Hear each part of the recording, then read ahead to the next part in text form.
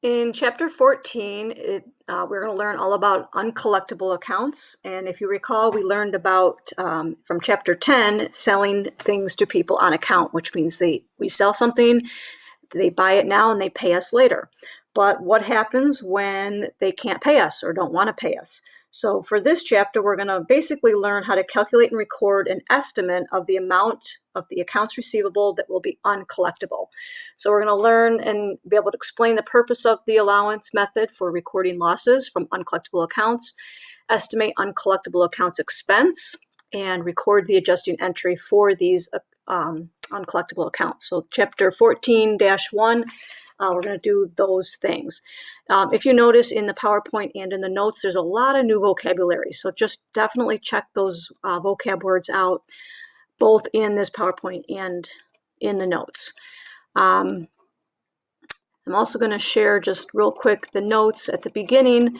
I have typed in there for you some of the new accounts and the normal balance sides of each of these accounts. Remember that if it's an expense, it increases on the debit side. Accounts receivable also increases on the debit side, and then allowance for the uncollectible accounts will increase on the credit side. So all the definitions should be in here in the notes, underlined and bolded for you. What we're going to be looking at is different accounts and how old their balances are and how much they are in the rears, I guess.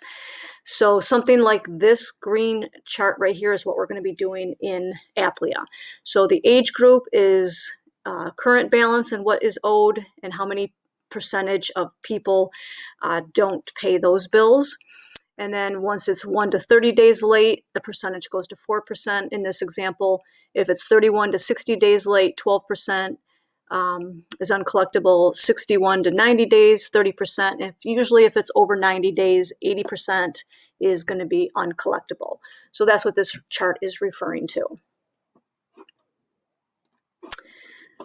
And then if we go into our Applia problem, for 14-1, the first directions, there's 2 steps in here, would be to calculate the expense. So the aging of accounts receivable for Brett Company as of December 31st of the current year and the estimated percentages of uncollectible accounts by age group are presented in this table. Calculate the estimate of uncollectible accounts expense. The balance for uncollectible accounts on December 31st before the adjusting entry recorded is $236.89. So this is relatively simple. All we're going to do is take the amount that's given and multiply it by the percentage to figure out the uncollectible. So if I can pull up my calculator.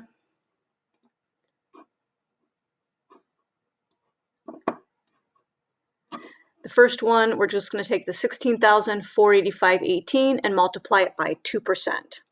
So 16,000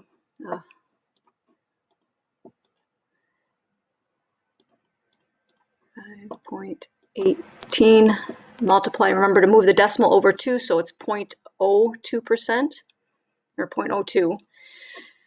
And we get the number 329.7036. And remember, we have to round this to dollars and cents. So it's $329.70. If this number 3 was 5 or above, we'd go to the next one. It would be 71 cents.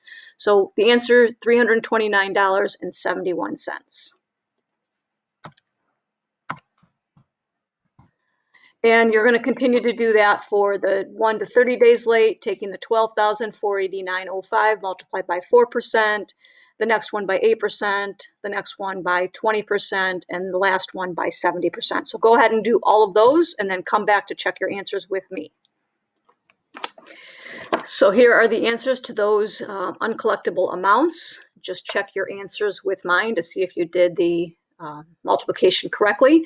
Once we have all of the uncollectible amounts for each of the current dates that are overdue, we add that column together. When we do that, we should get 4439.52. So $4,439.52.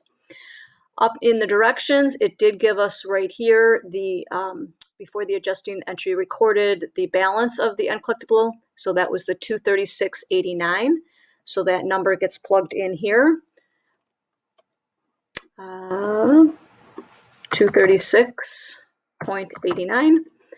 And then we come up with an estimated addition to allowance for uncollectible accounts. So we're going to subtract. So take the $4439.52 and subtract the $236.89. Once you do that subtraction right here, you should get a balance of $4,202.63. Once you do that, we can move on to the next step. So the next step is to journalize the adjusting entry, and it gives us now this chart with the aging schedule of what you just did. So here's the correct answers, what we just also did in the previous step. It also gives us the chart of accounts for Brett Company. So for this transaction down here, we have one simple transaction. It says to journalize the adjusting entry for the allowance for uncollectible accounts. Use page 13 of the general journal, which it already has page 13 there. The balance of uncollectible accounts before the adjusting entry recorded was that $236.89 credit that they already gave us.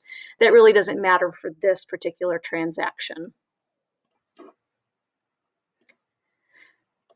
So this chart up here, we figured out the estimated addition to the allowance for uncollectible accounts, this $4202.63, and that's going to be the important information that we need for our journaling. It does give us that amount that was already done ahead of time, which we subtracted before. So for this transaction, they wrote in for us the adjusting entry title. This is the end of the month, as it states, December 31st, end of the year, really.